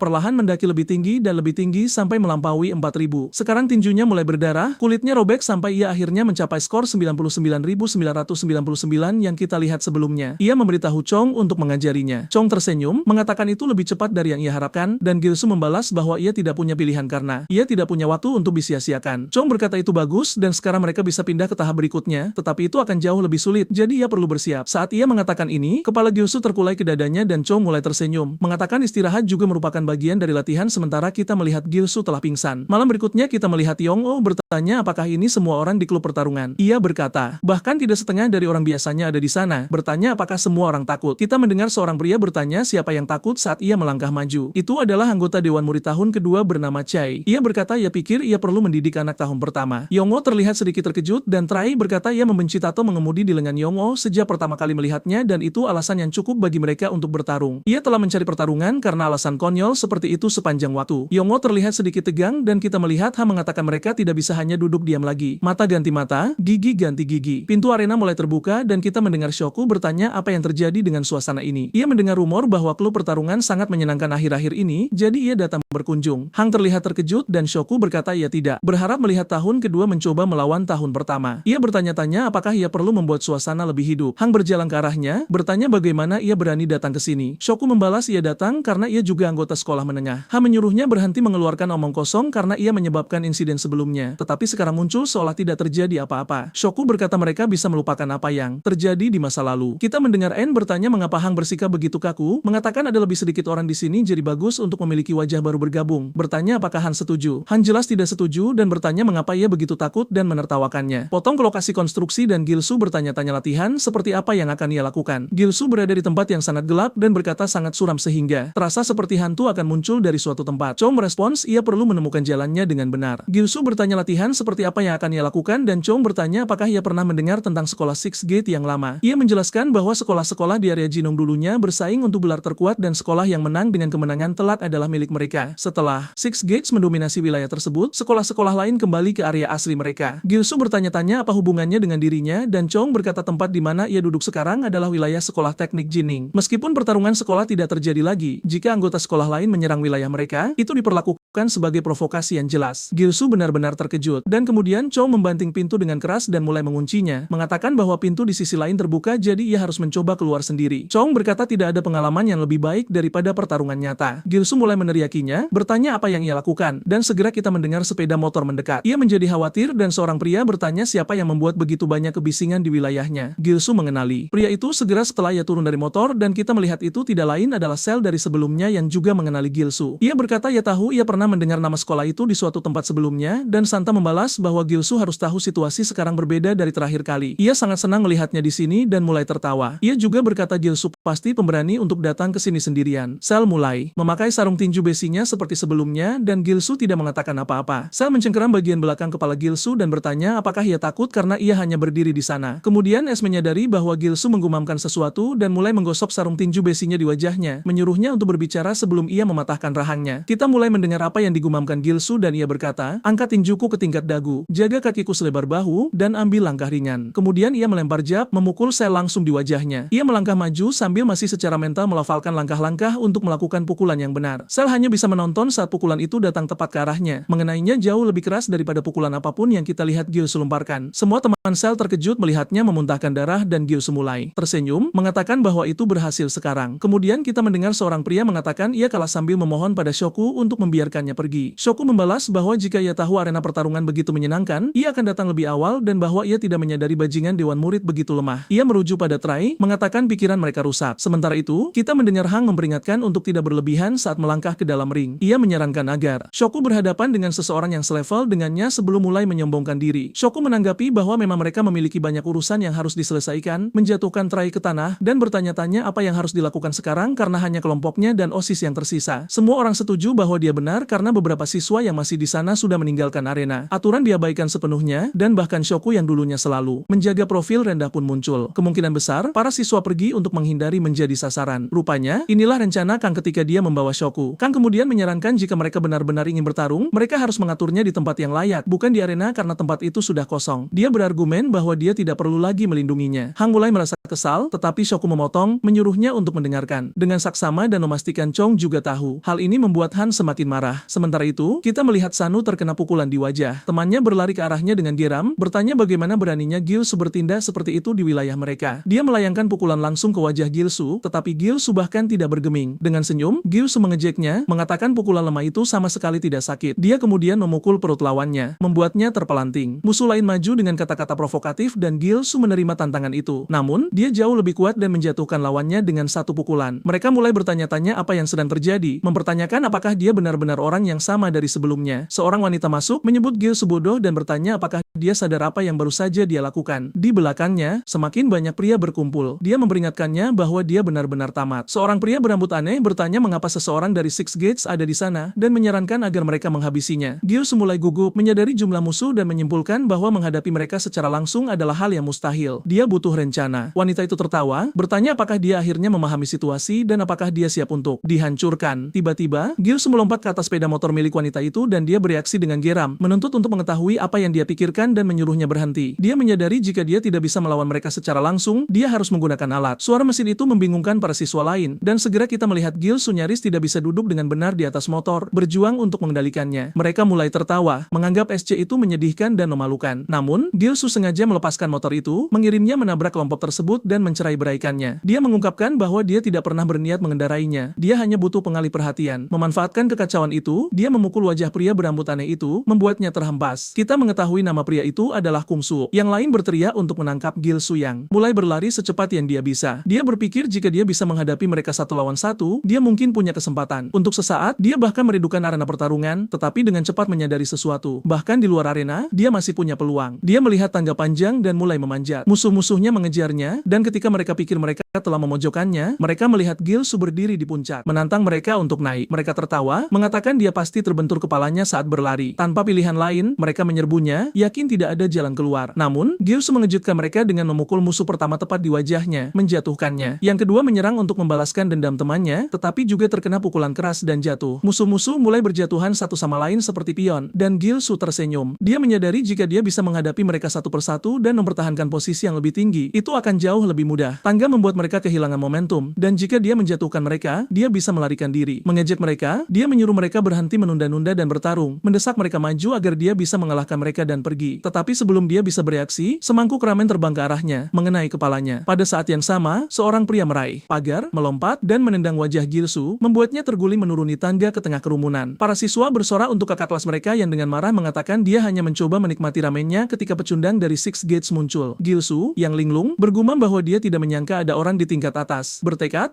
dia menyerang pendatang baru itu yang tampak sedikit terkejut tetapi tidak ragu-ragu. Dengan gerakan cepat, dia menghantam wajah Gil Su dengan lututnya, membuat Gil Su sadar orang ini jauh lebih kuat dari yang lain. Kakak kelas itu menyatakan dia hanya memberi waktu 10 menit bagi para siswa untuk menjatuhkan Gil Su dan membawanya ke sana. Para siswa segera menyerang Gil Su dari semua sisi. Kakak kelas itu mengeluh karena ramennya terbuang percuma dan tiba-tiba mengurangi waktunya menjadi 5 menit. Gil Su berjuang untuk memblokir tendangan dan pukulan yang menghujaninya, merasakan pertarungan berbalik melawannya. Namun, dia mulai bangkit meski tubuhnya gemetar. Dia menyadari bahwa bertarung di sini tidak akan membawanya kemana-mana. Sementara itu, kakak kelas itu mendengar salah satu anak buahnya berteriak, menyebut anak baru itu tidak berguna dan mengatakan butuh mereka semua untuk menangani kegagalan seperti Gil Su. Pada saat itu, Gil Su meluncur menuruni tangga seperti proyektil, membuat kakak kelas itu lengah. Dia meraih kepalanya dan membenturkannya dengan tandukan brutal. Kakak kelas itu berteriak kesakitan saat mereka berdua terguling menuruni tangga. Siswa lain bergegas membantunya, bertanya apakah dia baik-baik saja. Dia berjuang untuk berdiri, menunjuk ke arah Gil Su, dan memerintahkan mereka untuk segera menangkapnya. Dia mengancam jika mereka gagal, mereka semua tamat. Gil Su, sambil berlari, mulai tertawa, merayakan pelariannya. Dia hanya perlu mencapai pintu keluar belakang. Tiba-tiba, dia melihat gerbang belakang terbuka tepat seperti yang dikatakan Chong. Tetapi sebelum dia bisa mencapainya, suara sepeda motor menarik perhatiannya. Dia berbalik dengan terkejut, mencoba memahami apa yang terjadi. Melihat lebih dekat, dia melihat seorang pria dengan rambut hijau menyeret sel di sepanjang tanah sambil memacu motornya. Orang asing itu menyeringai, mengatakan dia tidak percaya anak buahnya kalah dari pecundang seperti Gil Su. Kemudian dengan senyum aneh, dia menjilat bibirnya dan berkata dia pikir Gil Su itu lucu karena dia menyukai hal-hal yang menggemaskan. Dia kemudian memperkenalkan dirinya sebagai Hain Huan, kepala sekolah. Gil Su menyaksikan pemandangan itu dan bertanya-tanya orang gila macam apa yang menyeret seseorang dengan sepeda motor. Sementara itu, Wong berkomentar bahwa sisanya akhirnya tiba. Gil Su berbalik dan melihat orang yang sama dari sebelumnya. Wong memperhatikan bahwa mereka kalah dari Gil Su dan mengejek situasinya. Sel, diambang kehilangan kesadaran, terkapar di tanah. Wong menatap anak buahnya dan memperingatkan bahwa mereka akan berakhir dalam keadaan yang sama jika mereka gagal lagi. Putus asa, mereka memohon kesempatan kedua. Namun, dia hanya menggeram, mengatakan tidak ada yang boleh menyentuh mangsanya, mengejutkan semua orang. Gil Su menyimpulkan bahwa pria ini pasti bos di tempat itu. Dia memperhatikan bahwa Hang lebih pendek darinya dan kurang berotot dibandingkan Chong, jadi mungkin dia punya kesempatan untuk mengalahkannya. Tanpa membuang waktu, dia memutuskan untuk menyerang lebih dulu. Dia ingat saran Chong bahwa kombinasi 1-2 berhasil melawan lawan manapun, dan memulainya dengan jab. Namun, Wan dengan cepat menghindar, mengambil posisi pegulat, dan sekali lagi menyebutnya lucu karena menyerang lebih dulu. Dia kemudian melakukan takedowun kaki ganda yang cepat. Gil Su menyadari kesalahannya terlambat. Alih-alih hanya dijatuhkan, dia dibanting dengan keras ke tanah dengan dampak yang brutal. Linglung dan hampir kehilangan kesadaran, dia ditangkap oleh Han yang tersenyum dan berkata dia tidak bisa membiarkannya pingsan begitu cepat karena dia masih ingin bersenang-senang. Dalam sekejap mata, Hang mengangkatnya lagi dan melemparkannya ke belakang dalam suples yang menghancurkan. Kepala Gil Su menghantam tanah dengan keras, menyebabkannya memuntahkan darah. Dia mulai berpikir bahwa dia akan mati tepat di sana. Siswa yang menonton tertawa terbahak-bahak mengatakan bahwa Gil Su pantas mendapatkan menghentikannya. Namun, seorang anak laki-laki dengan rambut ungu menegur mereka, menyuruh mereka diam karena setelah Wang selesai, giliran merekalah yang akan maju. Wang mencengkeram leher Gilsu dan bertanya apakah dia sudah pingsan, menuntut agar dia terus melawan. Tiba-tiba, dia menerima tendangan di wajah. Gilsu, yang masih pusing, bergumam bertanya bagaimana orang seperti Hang bisa menyebut orang lain lucu ketika dia sendiri terlihat seperti itu. Seketika, Wang marah dan menuntut untuk tahu mengapa Gilsu memanggilnya lucu. Siswa berambut ungu itu berbisik kepada yang lain bahwa Gilsu mungkin benar-benar mati di sana. Dia menjelaskan bahwa ketika Wang lebih muda, dia sering diejek karena tinggi badannya, dan kata itu tidak boleh diucapkan di depannya. Tidak mengerti apa yang sedang terjadi, Gilsu bersiap untuk serangan lain. Namun sebelum dia bisa bereaksi, Jua mencengkeram tubuhnya dan bergumam bahwa sekarang dia akan jatuh sungguhan karena dia akan memasuki nerakanya. Dalam hitungan detik, Gilsu mendapati dirinya terjebak dalam triangle choke. Dia menyadari bahwa dia tidak bisa menggerakkan lengan atau kakinya, dan napasnya menjadi semakin sulit. Hang menyeringai jahat, berterima kasih kepada Gilsu karena telah menjadi mangsa barunya. Siswa berambut ungu memperhatikan dan berkomentar bahwa gerakan ini disebut Hell Triangle Choke. Siapapun yang terjebak di dalamnya tidak bisa bergerak dan sama sekali tidak berdaya. Wang memukul kepala Gilsu berulang kali dan menuntut agar dia mengatakan lagi bahwa dia lucu. Gilsu menyadari bahwa pertarungan ini berada pada level yang sama sekali berbeda dari apapun yang pernah dia hadapi. Untuk pertama kalinya, dia merasa dia bisa benar-benar mati. Penonton terpana saat mereka melihat Gilsu mengangkat Hang ke udara, menahan kuncian dengan tatapan penuh tekad. Dia menyatakan bahwa dia menolak untuk jatuh di sana. Hang berputar di udara dan sambil tersenyum menjawab bahwa Gilsu benar-benar menyenangkan. Dia dengan cepat mengubah posisinya untuk mencoba kuncian baru, bergumam bahwa dia menyukainya dan bahwa mulai sekarang dia adalah miliknya. Gilsu mulai terengah-engah, berjuang untuk bernapas. Hang, pada gilirannya, menyebutkan bahwa rekor sekolah adalah 7 detik dan dia ingin melihat berapa lama Gilsu akan bertahan. Gilsu merasa seolah-olah dia akan pingsan. Di dalam benaknya, dia berpikir bahwa dia tidak pernah ingin kalah dari seseorang seperti ini lagi. Otot-ototnya mulai gagal, kakinya kehilangan kekuatan, dan dengan tawa puas, Wang menyatakan bahwa sekarang dia lucu lagi. Memegang lengan Gilsu, dia mulai menyeretnya pergi, mengatakan dia akan membawanya untuk terus bermain. Siswa, yang tadinya ketakutan menghela napas lega. Akhirnya, tampaknya Han telah kehilangan minat pada mereka. Mereka berbisik satu sama lain bahwa ini mungkin kesempatan sempurna untuk melarikan diri. Saat Gilsu diseret melintasi tanah, sesuatu yang tidak terduga terjadi. Dia membuka matanya. Dia menjelaskan bahwa ini disebut permainan pingsan. Sebelum dipindahkan, ini adalah permainan yang sering dimainkan oleh para penyerangnya. Mereka akan bertaruh berapa lama dia bisa bertahan, menemukan hiburan dalam penderitaannya. Dulu, satu-satunya cara untuk bertahan hidup adalah dengan menekan jari kelingkingnya ke arteri karotis, metode perlawanan yang berubah setiap minggu. Sekarang dengan penglihatan kabur dan merasa kekuatannya memudar, Gilsu meraba-raba tanah dan menemukan batu. Uci mendengar suara itu dan berbalik, tetapi sudah terlambat. Batu itu mengenai wajahnya tepat sasaran, hancur saat terkena benturan. Uci memuntahkan darah dan tersandung. Memanfaatkan celah itu, Gilsu bangkit dan berlari, percaya bahwa dia akhirnya melarikan diri. Dia melihat gerbang dan mengatakan pada dirinya sendiri bahwa dia hanya perlu melewatinya. Namun, Ucin tidak memberinya kesempatan itu. Dengan tatapan garang, dia bertanya kemana dia pikir dia akan pergi. Gilsu berbalik dan melihat Ucin bergerak ke arahnya seolah-olah tidak terjadi apa-apa. Dalam ketidakpercayaan, Gilsu berpikir gila bahwa dia masih bergerak setelah terkena batu di wajahnya. Gerbang sudah begitu dekat, dia tidak boleh gagal sekarang. Tiba-tiba, sebuah suara memotong pemandangan. Chong akhirnya mengambil tindakan, menyatakan bahwa cukup sudah. Seketika, Ucin merasakan hawa dingin karena kehadiran Chong yang mengintimidasi. Dengan ekspresi serius, Chong menatapnya, menunjukkan sedikit iritasi. Dia memperingatkan bahwa serangan lebih lanjut akan diperlakukan sebagai penyerangan terhadap Six Gates. Ucin menunduk dan menyadari bahwa dia sudah keluar dari lingkungan sekolah. Ucin mulai melompat-lompat dengan kakinya, merasakan kegembiraan aneh dalam situasi itu. Dia berkomentar bahwa dia curiga ada sesuatu yang berbeda tentang Gilsu, tetapi dia tidak menyangka Chong akan ada di sana, dan demi keberuntungannya, Chong ingin melawannya. Dengan senyum liar, Ucin menyerang, menyatakan bahwa era Six Gates sudah berakhir dan sekarang adalah masanya. Jiningshan, bagaimanapun, tidak menanggapi dengan kata-kata. Satu-satunya jawaban yang dia berikan adalah dampak yang menghancurkan dari tinjunya. Suara pukulan itu bergema seperti tembakan senjata. Gilsu benar-benar terkejut saat melihat Ucin terlempar ke belakang, giginya terbang saat terkena pukulan. Chong menyaksikan pemandangan itu dengan jijik dan mengatakan bahwa seperti yang diharapkan, para siswa dari Jining Technical belum berevolusi sama sekali. Mereka hanya berperilaku setelah dipukul pingsan. Gilsu, yang masih terengah-engah, mengangkat kepalanya untuk melihat Chong. Chong mengatakan bahwa dia sudah melewati tahap kedua, sekarang hanya tahap terakhir yang tersisa. Dia memerintahkan Gilsu untuk pergi ke atap. Keesokan harinya, Gilsu menatap Chong dengan percaya diri. Namun keesokan paginya, dia tidak berada di atap, melainkan di sekolah, menelepon seseorang untuk pergi ke arena setelah kelas. Sepertinya dia tidak mendapatkan bagian terakhir dari pelatihan Chong. Dalam kilas balik, kita melihat Yang Mo memprovokasi Dil, mempertanyakan apakah lengannya benar-benar patah atau apakah dia berpura-pura karena takut bertarung lagi. Dia mulai mencoleknya, menuntut agar dia mengatakan sesuatu, mengingatkannya betapa dia menyombongkan diri di kafetaria. Kemudian dia mendorongnya jatuh, mengejek bahwa dia akhirnya tahu tempatnya. Yang Ngo menginjak gips dan tertawa, bertanya apakah lengannya benar-benar patah, mengklaim itu hanya kecelakaan. Dil kemudian mempertanyakan apakah dia benar-benar berniat melanggar aturan sekolah. Yang Ngo mencengkeram kerahnya, tertawa, dan berkata bahwa tidak ada yang peduli dengan aturan lagi karena hampir tidak ada yang pergi ke arena. Tiba-tiba, Gilsu bergegas masuk dan memblokir pukulan Yang Ngo, mengejutkannya. Sekarang cerita selaras dengan momen ketika Gilsu menantang Yang Ngo ke arena, percaya bahwa tidak ada waktu lagi untuk berlatih dan bahwa inilah saatnya untuk membuktikan nilainya. Yang Ngo tertawa saat melihatnya dan memanggilnya si anak muntah.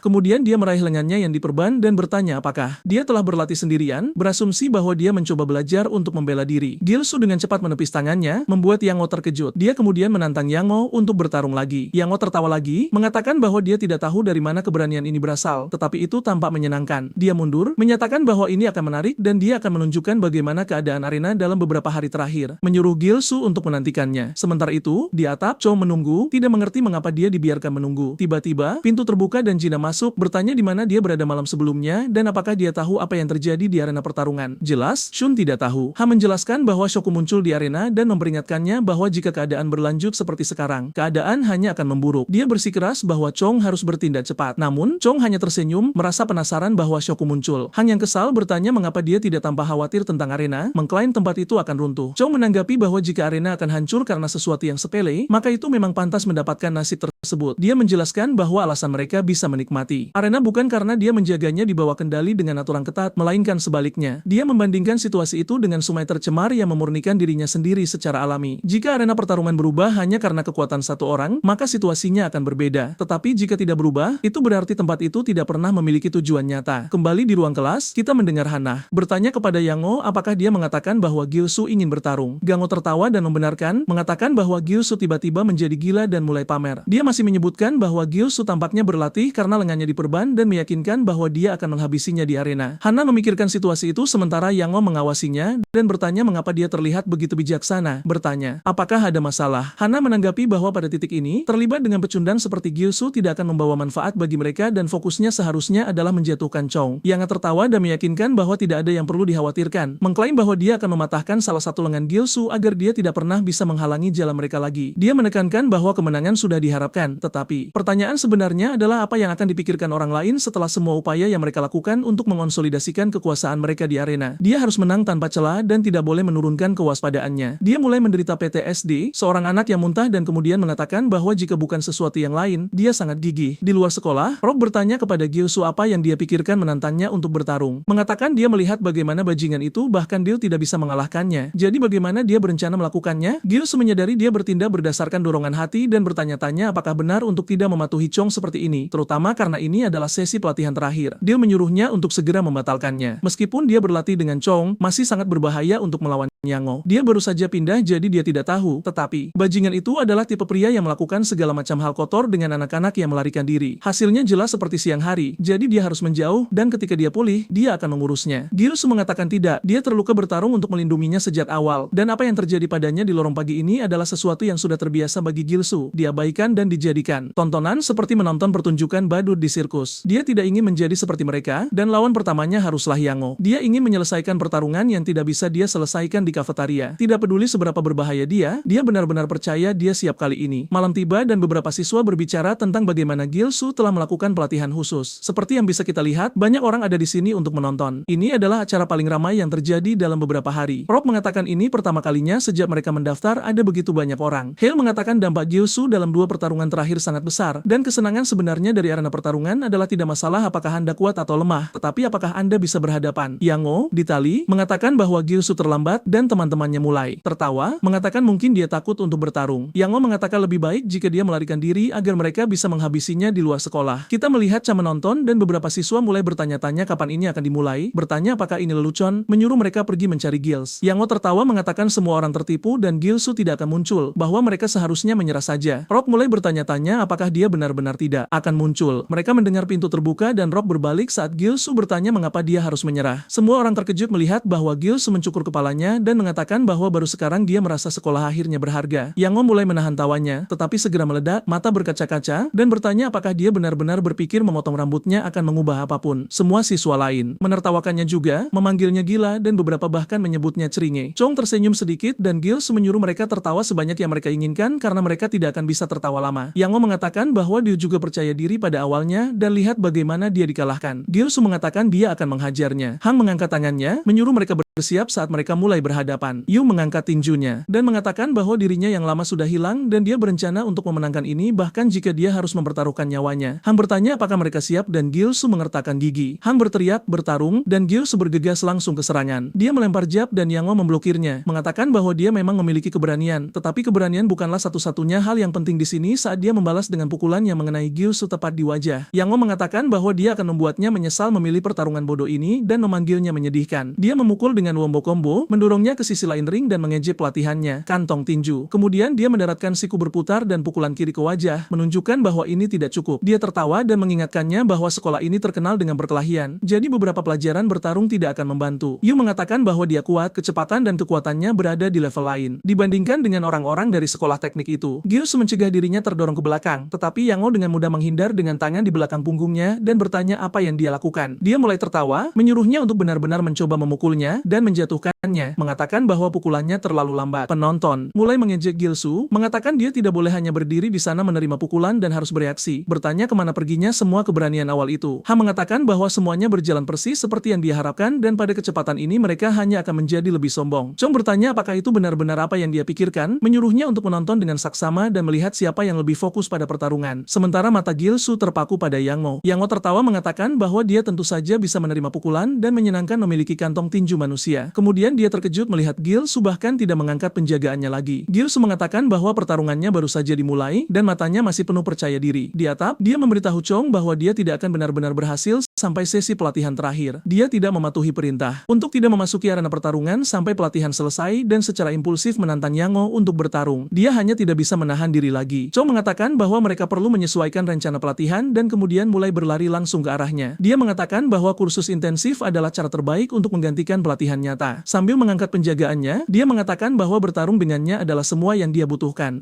Su terkena pukulan di perut, membuatnya terbang kembali dan bertanya-tanya apakah Chong sudah gila. Chong bertanya apakah dia berencana hanya berdiri di sana dan menerima pukulan di arena, menyuruhnya untuk bereaksi. Gilsu melempar pukulan, tetapi Chong menghindar dan mulai melanjutkan dengan pukulan cepat untuk mendorong Gilsu kembali. Chong mengatakan bahwa pukulannya terlalu lambat dan lemah, dan tidak ada seorang pun di sekolah itu yang akan dikalahkan oleh pukulan lemah itu. Gilsu mengatakan dia tahu dia tidak akan menjadi lebih kuat hanya dengan beberapa sesi, tetapi dia masih harus menang. Dia melempar pukulan kanan kali ini, yang terdengar jauh lebih berat seperti saat dia memukul Snell, dan bahkan dia terkejut. Shen bertanya apakah dia benar-benar ingin menang saat kita melihat bahwa dia bahkan tidak mencoba untuk memblokir pukulan itu dan hanya menerimanya. Dia menyuruhnya untuk menurunkan penjagaannya terlebih dahulu. Kembali di arena, Gilsu mengeluarkan jeritan primitif. Rock dan Deal terkejut melihat Gilsu datang dengan serangkaian pukulan langsung ke arah Yang Ngo. Dia bertanya apakah dia menyerah, mengatakan bahwa dia seharusnya tidak mengayunkan tinjunya begitu sembarangan. Apakah masuk akal untuk berlatih ke Chong jika dia hanya akan melakukan ini? Yang Ngo tertawa, bertanya apakah dia akan terus melempar pukulan acak dan mulai membalas. Bertanya apakah dia pikir pukulan itu akan benar-benar memukulnya? Yosu menyelinap dari salah satu pukulan yang menyerempet pipinya dan meraih Yang Ngo, sesuatu yang tidak dia duga. Yang Ngo mencoba mendorongnya, bertanya apa yang dia pikir sedang dia lakukan. Para siswa mengatakan pertarungan ini membosankan, bahwa dia terlihat sangat menyedihkan, mengatakan bahwa jika dia akan kalah, dia setidaknya harus melakukannya dengan gaya. Ini tidak lebih dari pemukulan satu sisi dari Yang Ngo. Yang Ngo meraih kepala Gilsu dan mulai menghantam wajahnya dengan lutut, menyuruhnya berhenti bertarung dan jatuh saja. Gilsu mengatakan bahwa ini bagus karena semuanya berjalan sesuai rencana. Kembali di atap, Chong memberitahunya bahwa ketika dia meraih leher atau tubuh, dia harus menurunkan penjagaannya dan membatasi gerakan lawannya. Begitulah pertarungannya akan dimulai. Dia memukul Gilsu tepat di samping setelah melakukan persis seperti itu, dan mengatakan bahwa sulit untuk memukul target yang bergerak, tetapi jika lawan berdiri diam, itu jauh lebih mudah. Dia menahannya di sana, mendaratkan pukulan cepat. Gilsu membalas dengan pukulan, dan Cho mengatakan bahwa ini adalah respons alami. Semua yang perlu dia lakukan ketika itu terjadi adalah bertahan, sama seperti dia telah bertahan dalam pelatihan sejauh ini. Dia terus memukul, dan Chun mengatakan bahwa ketika kesempatan muncul, dia harus mendaratkan pukulan yang bahkan lebih kuat langsung ke perut, membuat Gilsu meluncur dari sisi atap. Gilsu menyadari dia tidak bisa mempertahankan penjagaannya, tetapi dia terganggu saat Chong langsung menutup jarak, datang dengan serangan kanan monster lainnya. Kecepatannya begitu besar sehingga Gilsu bahkan tidak punya waktu untuk berpikir tentang menghindar, sehingga Vicho tetap di sana. Untungnya, Chong berhenti sebelum mengenai wajahnya sepenuhnya, mengejutkan Gilsu. Chong menyuruhnya untuk tidak mencoba pukulan langsung segera, dan bahwa dia harus melemparkan lawannya ke dalam kebingungan agar dia tidak bisa memprediksi kemana pukulannya akan mendarat. Gilsu mengencangkan tinjunya dan memukul Yang Ngo langsung di samping, mengatakan bahwa dia perlu membuat ini tidak dapat diprediksi. Yang Ngo tidak membiarkannya berhenti dan terus memukulnya, tetapi Gilsu juga membalas, sekarang bertukar pukulan. Yang Ngo membuat wajah sakit, mengatakan bahwa ini benar-benar menyebalkan karena tampaknya memberikan efek. Sementara dia tersesat dalam pikirannya, Yilu terus memukulnya langsung di perut. Beberapa siswa mengatakan bahwa ini pasti sakit, menyebutnya tinju kotor. Dil sekarang menyadari bahwa dia menutup celah dan menyerang tubuh karena dia tidak bisa memukulnya di wajah. Yang Ngo juga memperhatikan ini dan mulai mundur, menciptakan jarak. Besu mengatakan bahwa dengan penjaganya turun, sekarang ada celah, dan dia melihat persis di mana dia harus menyerang. Dia membuka posisinya dan pergi untuk jab. Yang Ngo menghindar, mengatakan bahwa taktik ini terlalu jelas. Chong juga menonton dengan antisipasi dan ingat bagaimana dia mengatakan kepadanya bahwa pelatihannya berakhir. Di sini, karena pertarungan penuh dengan variabel yang tidak terduga, dia tidak bisa memenangkan pertarungan hanya dengan apa yang telah dia pelajari, jadi dia harus terus menyerang lawannya tanpa henti. Gilsu ingin dia menghindar, dan segera setelah dia meraih bagian belakang kepala Yang Ngo, dia menyadari bahwa kesempatan akhirnya tiba. Yang Ngo mengerti bahwa dia telah jatuh ke dalam perangkapnya, dan Gilsu bertanya apakah dia memprediksi. Ini juga mendaratkan kanan yang berat, mengirim Yang Ngo terbang ke belakang. Semua orang di arena terkejut dengan ini dan mulai bersorak untuk Gilsu. Sekarang menyadari bahwa pasang surut telah berubah. Yang Ngo menyadari bahwa pertarungan akan jauh lebih sulit daripada yang dia pikirkan, dan Gilsu memperingatkannya bahwa dia baru saja dimulai, jadi dia lebih baik bersiap. Mereka mulai bersorak untuknya, memanggilnya si anak muntah, mengatakan bahwa mereka percaya padanya. Yang Ngo bangkit, mengatakan itu hanya keberuntungan bahwa dia hanya mengayun tanpa kendali dan beruntung. Dia menyerangnya, tetapi Gilsu mendaratkan jab ke wajahnya, segera diikuti dengan pukulan kanan ke kepala. Saat Yang Ngo pulih dari pukulan itu, Gilsu maju dan mendaratkan wombo combo lainnya. Ha tersenyum, mengatakan bahwa Gilsu lebih baik dari yang dia duga, membalikkan keadaan pertarungan seperti itu. Chong mengatakan bahwa dalam pertarungan level ini, daya tahan dan kekuatan mental adalah yang paling penting. Serangan yang tidak terduga dapat mematahkan konsentrasi lawan, jadi sekarang dinamika pertarungan ada di pihak Gilsu. Amula menyeka darahnya dan menatap, sementara dia memperhatikan bahwa dia menjadi lebih gugup, terutama setelah memperhatikan Han menonton pertarungan dengan wajah yang tidak puas. Yang Ngo ingat, Hemi memberitahunya bahwa dia harus menang tanpa gagal. Yang Ngo mengatakan ini memalukan dan mulai mengangkat kakinya dalam posisi Muay Thai, mengatakan dia lelah dengan pertarungan menyedihkan ini. Gilsu menyadari dia tidak bisa ragu lagi dan perlu menyelesaikan pertarungan. Namun pada momen yang salah, Yang Ngo memukulnya dengan tendangan ke wajah, membuatnya terbang. Dia mengertakkan gigi untuk menahan diri agar tidak pingsan dan bertanya-tanya apa tendangan itu. Yang Ngo melayangkan tendangan kedua, memukulnya di perut, dan setiap dampak terdengar seolah-olah dia dipukul oleh logam. Dia terus menyerang, menendangnya ke tali dan mengatakan kepadanya bahwa seorang pecundang harus tahu tempatnya dan tetap di bawah, memanggilnya sampah yang tidak berguna. Yu mengatakan bahwa setiap pukulan terasa seperti dipukul oleh meriam dan tidak ada celah untuk membalas. Dia bertanya-tanya apa yang harus dilakukan dan ingat percakapan dengan Dil ketika dia mengatakan tidak masalah seberapa berbahaya Yang Ngo karena dia sudah siap. Dil menyuruhnya untuk berhati-hati karena Yang Ngo tampaknya menyembunyikan sesuatu, bahwa tendangannya jauh dari normal dan jika dia mencoba menendang, dia harus siap. Gilsu sekarang mengerti mengapa Dil begitu waspada. Rasanya seperti dia dipukul oleh besi. Batangan alih-alih kaki. Yang Ngo mengangkat kakinya lagi, mengatakan dia suka melihat tatapan takut itu karena itu sangat cocok untuk Gilsu, dan sekarang dia perlu memohon untuk hidupnya seperti anjing. Gilsu mencoba menghindari tendangan, tetapi dia terlalu lambat dan akhirnya dipukul langsung di wajah dan terlempar ke sana kemari seperti dalam combo Street Fighter. Yang Ngo menikmati setiap detiknya, sementara Gilsu mengatakan bahwa melihat Yang Ngo menikmati rasa sakitnya mengingatkannya pada bajingan yang menyiksanya kapanpun mereka bisa. Tidak ada perbedaan antara mereka dan Yang Ngo, mereka semua bajingan. Dia kemudian menjulurkan bagian belakangnya dan mengatakan dia tidak bisa jatuh seperti ini. Yang Ngo memberikan tendangan langsung ke pipinya, benar-benar mengejutkannya. Dia bertanya apa yang dia lakukan, dan Gilsu mengatakan Yang Ngo bisa memukulnya sebanyak yang dia mau, karena dia tahu kemana arahnya. Yang Ngo bertanya apakah dia bercanda, memanggilnya konyol, bertanya apakah dia pikir ini akan menghentikannya. Dia pergi untuk tendangan lain, tetapi akhirnya memukul bagian belakang Gilsu lagi. Ini berlanjut berulang kali karena dengan setiap tendangan, dia hanya memukul pantat Gilsu. Semua penonton mulai tertawa, mengatakan dia selalu memiliki cara bertarung yang menarik, bertanya-tanya apa nama gerakan ini. Hal tertawa dan memuji kecerdasan Gilsu, menyarankan agar pantat yang ditepuk mungkin menjadi pertahanan terbaiknya sekarang, terutama dengan posisinya saat ini. Sekarang Fang Ngo mulai lelah dan mengatakan bahwa jika Gilsu akan mencoba ini, maka dia harus mencoba bertahan dengan kepalanya. Dia pergi untuk tendangan dan Gilsu menunduk, mengatakan tendangannya cukup lambat untuk dilihatnya dengan jelas, yang mana itu bagus. Dil mengatakan, kecepatannya melambat banyak dan ada sesuatu yang terasa aneh ketika dia bertarung melawannya juga. Tendangan Yang Ngo kuat, tetapi dia tampak enggan untuk menggunakannya, dan Dil berasumsi bahwa semakin kuat tendangannya, semakin besar risikonya. Dengan setiap detik pertarungan berlanjut, Yang Ngo menjadi lebih lelah sampai pada titik di mana Gilsu tidak perlu lagi menggunakan pertahanan pantatnya dan hanya menghindar dari tendangan. Dia nyaris menghindari tendangan dan berhasil melihat sesuatu, tetapi kecerobohannya menyebabkannya dipukul langsung di kepala oleh pukulan berputar. Yang Ngo memanfaatkan momen kecerobohan Gilsu. Yang Ngo mengatakan bahwa dia tentu saja tidak memprediksi ini dan menertawakannya, mengatakan dia tentu saja gigih, tetapi semuanya sudah berakhir sekarang saat dia melakukan tendangan gaya sepak bola langsung ke kepala Gilsu. Dampaknya terdengar, dan Yang Ngo mengatakan bahwa tidak peduli seberapa tangguh Gilsu, dia tidak bisa menahan ini, dan dia harus mengerti sekarang apa yang terjadi ketika dia mencoba bertindak tangguh. Tetapi Gilsu dengan dingin memanggil Yango, mengejutkannya, mengatakan bahwa tendangannya telah menjadi sangat lambat dan lemah saat kita melihat bahwa dia telah memperhatikan ini. Yango mulai jatuh saat Gilsu mendorongnya langsung ke tanah. Yango mulai berkeringat. Dengan gugup, merasa ada sesuatu yang aneh sementara Gilsu menyebutkan keanehan dipukul oleh logam dan mencatat bahwa tendangannya melambat dengan sesuatu yang berkilau muncul saat salah satunya. Dia meraih celana Yango, dan Yango mulai berteriak secara internal, tidak mampu bereaksi. Yilu menarik dan merobek celananya, mengatakan bahwa dia mendapatkannya sekarang, mengungkapkan pelindung tulang kering logam. Yilu mengatakan bahwa sekarang dia mengerti mengapa Yango menjadi begitu lelah dengan cepat. Dia menggunakan sesuatu yang berat di kakinya. Penonton mulai mengejek Yango, memanggilnya penipu, mengatakan dia hanya berpura-pura kuat saat mengenakan pelindung tulang kering logam. Han berkomentar bahwa tendangan Yango benar-benar aneh dan bertanya kepada Chong apa yang harus mereka lakukan. Chong tertawa dan mengatakan mereka harus menunggu saja karena ini akan segera berakhir. Karena Gilsu akan menyelesaikan pekerjaannya. Gilsu mulai memukul wajah Yango dengan keras saat dia berada di atasnya. Yango tidak bisa berkata-kata, bertanya bagaimana Gilsu belum lelah. Gilsu mengatakan dia mengenali ekspresi itu. Itu adalah tatapan ketakutan yang berarti Yango bahkan tidak mempertimbangkan untuk menantangnya. Itu adalah ekspresi yang sama yang dulu dimiliki Gilsu ketika dia diintimidasi, tetapi versi Gilsu yang lama sudah hilang sekarang dan dia akhirnya membela diri. Dia berteriak, air mata membasahi matanya, dan dengan pukulan yang sangat kuat, dia memukul wajah Yango secara langsung, menyebabkan kepalanya menghantam lantai arena. Kita melihat mata Yango mulai memudar, sudah diambang kehilangan kesadaran, dan wasit segera menghentikan pertarungan, menyatakan Gilsu sebagai pemenang saat dia mengangkat tangannya. Gilsu merasa bahagia mengetahui dia akhirnya menjatuhkan salah satu penindas dengan tinjunya sendiri. Sementara Yango terbaring di sana, dia mengatakan itu tidak mungkin, bertanya-tanya bagaimana dia kalah. Dia melihat Shoku dan berkata itu tidak mungkin, ini belum berakhir, dan dia akan membalas dendam. Tapi Shoku memanggilnya tidak berguna dan mulai berjalan pergi. Kerumunan mulai melempari Yango dengan batu, memanggilnya penipu, dan mengatakan dia harus mati, memperlakukannya seperti sampah dan menantang dia untuk bertarung. Keesokan harinya, Yu mendekatinya yang mengejutkannya, lalu mengulurkan tangannya, membuat Yango bingung. Yilu mengatakan dia harus bangun jika akal sehatnya sudah kembali. Dia benar-benar ingin memukulinya karena dia curang, tetapi dia tidak bisa melakukan apapun karena ada aturan, dan lain kali mereka harus fokus bertarung dengan adil. Yango tidak bisa berkata-kata. Han tertawa, mengatakan bahwa Gilsu lebih menarik daripada yang dia duga, dan dia tidak percaya dia mencoba menjabat tangan Yango. Cho mengatakan bahwa sekarang Gilsu akhirnya terlihat seperti siswa dari SMA Six Gates, dan dia lebih mampu daripada yang dia bayangkan. Kemudian kita mendengar Shiku bertanya apa yang sedang terjadi, bertanya mengapa ikan kecil berkelahi di arena. Penonton terkejut melihat Gilsu meraih Yango, mengatakan dia adalah bajingan yang bahkan tidak bisa menjadi pecundang, dan dia tidak diterima di sekolah. Gilsu bahkan tidak tahu siapa pria ini, tetapi Cho melangkah ke dalam ring, bertanya kepada Shoku apa yang dia pikir sedang dia lakukan. Shoku mengatakan, sudah lama tidak bertemu, memanggilnya pengkhianat. Dia mulai berjalan menuju Chong, mengatakan bahwa melihat pertarungan bodoh seperti itu membuatnya kesal dan dia tidak tahan melihat sekolahnya dihancurkan. Dia lebih suka menghabisi arena pertarungan dan menghancurkan sekolah. Chong tertawa, mengatakan dia pikir Shoku sudah menyerah karena dia sudah begitu diam, tetapi ini menarik dan Shoku lebih dari diterima untuk bertarung. Dia lebih dari siap untuk mengalahkannya sekarang untuk menunjukkan bagaimana cara kerja arena yang sebenarnya. Mereka mulai memposisikan diri untuk bertarung. Para siswa mengatakan mereka tidak percaya mereka menyaksikan ini sebelum mereka lulus. Gilsu bertanya apakah dia adalah temannya. Dia terkejut bahwa Gilsu tidak mengenalnya, tetapi ingat bahwa dia juga seorang siswa pindahan. Sebelum arena pertarungan dibuat, Chaing Shoku biasa bersaing untuk gelar terkuat di sekolah. Yilu terkejut bahwa Shoku setara dengan Tron. Shoku menghentakkan kakinya ke tanah dan mulai melakukan peregangan, bertanya berapa lama sejak mereka bertarung seperti ini. Chong jijik mendengar Shoku menyebut masa lalu, bertanya apakah dia sudah menantikan untuk dikalahkan lagi. Shoku menyebutnya sombong dan menyerang langsung ke arahnya, mengatakan bahwa Chong melakukan semua upaya untuk mencapai puncak hanya untuk melakukan ini. Suara gelombang kejutnya menakuti banyak siswa, membuat mereka lari. Mereka bertanya-tanya apa kekuatan itu. Sebenarnya, mengatakan ring akan runtuh. Kita melihat bahwa Chen menghindari serangan itu, bertanya kepada Shoku kemana dia membidik. Shoku mulai tersenyum, melakukan serangan kiri dari atas yang segera dihindari oleh Chong, diikuti dengan tendangan, tetapi tentu saja tendangannya juga dihindari. Ini berlanjut beberapa kali lagi dengan Shoku yang masih belum bisa mendaratkan satu pukulan pun pada Chong. Yilu bertanya-tanya bagaimana Shoku bisa bergerak begitu cepat dengan perut yang begitu besar. Yu mengatakan bahwa Chong luar biasa karena menghindari semua ini. Yu bertanya apa yang akan terjadi jika Chun kalah. Bill berpikir sejenak dan kemudian mengatakan bahwa arena tidak akan ada lagi, dan sekolah akan kembali ke apa yang sebelumnya karena Shoku adalah salah satu bawahan Han. Gilsu bertanya-tanya siapa Han itu. Kembali ke pertarungan, Shoku mulai merasa frustrasi, mengatakan bahwa Chong hanya berlarian seperti tikus dan bahwa dia harus melupakan kemenangan masa lalunya. Kita melihat Shoku mengambil posisi menyerang dan segera menyerang, mengatakan bahwa sekarang dia adalah orang yang benar-benar berbeda. Dia melakukan serangan telapak tangan yang nyaris dihindari oleh Chong, tetapi masih mengenai wajahnya, tangannya, memotong pipinya. Shoku mulai tertawa, mengatakan dia akhirnya menyentuhnya. Gelombang serangannya terus mendorong Chong ke belakang biring. Dia mengatakan bahwa Chong bertindak keren, tetapi dia jelas kehilangan keterampilannya, sementara kita melihat Chong terluka di seluruh tubuhnya. Shoku mengatakan bahwa jika dia tahu Chong selemah ini, dia akan mengalahkannya lebih awal, sementara salah satu pukulannya mengirim Chong terbang. Gilsu mengatakan ini gila, bertanya bagaimana Chong bisa memenangkan ini. Dia mengatakan bahwa dari apa yang dia dengar, Shoku selalu lebih kuat dari Chong, tetapi Chong mengunggulinya dalam teknik. Melihat mereka sekarang, Shoku sedang menghancurkannya, jadi mungkin dia telah melalui pelatihan khusus. Shoku mulai berpikir tentang bagaimana tubuhnya terasa benar-benar berbeda, dan bahwa dia telah diberi sesuatu yang benar-benar mendorong tubuhnya ke batasnya. Dia mengangkat kakinya untuk serangan kapak, mengatakan bahwa sekarang Chong tidak melampauinya dalam apapun, menyuruhnya mati. Chong menatapnya, dan kemudian, kita mendengar dampak tendangan itu. Siswa terkejut melihat Chong mendaratkan pukulan langsung ke wajah Shoku, bertanya apa yang Shoku pikir telah berubah. Pukulan ini cukup kuat untuk mengirim tubuh besar Shoku terbang. Itu terdengar seperti tembakan senjata. Shock berpegangan pada tali, dan Chong mengatakan ini hanya buang-buang waktu baginya dan dia siap untuk menyelesaikannya sekarang. Dengan Chong tepat di wajahnya, dia mulai memperlakukannya seperti kantong tinju. Setiap pukulan mengenai perut Shoku secara langsung dan dia mulai memuntahkan darah, bertanya-tanya apa yang terjadi dengan kekuatannya. Dia menyarankan bahwa Chong mungkin telah menahan diri selama ini. Chong menyiapkan pukulan kanan monsternya, mendaratkannya langsung ke perut Shoku. Hei semuanya, apakah kalian menikmati ceritanya? Saya sangat menyukainya. Jika kalian ingin mengikuti bagian selanjutnya, pastikan untuk berlangganan ke saluran ini dan tinggalkan suka. Sampai jumpa di cerita berikutnya, kawan-kawan.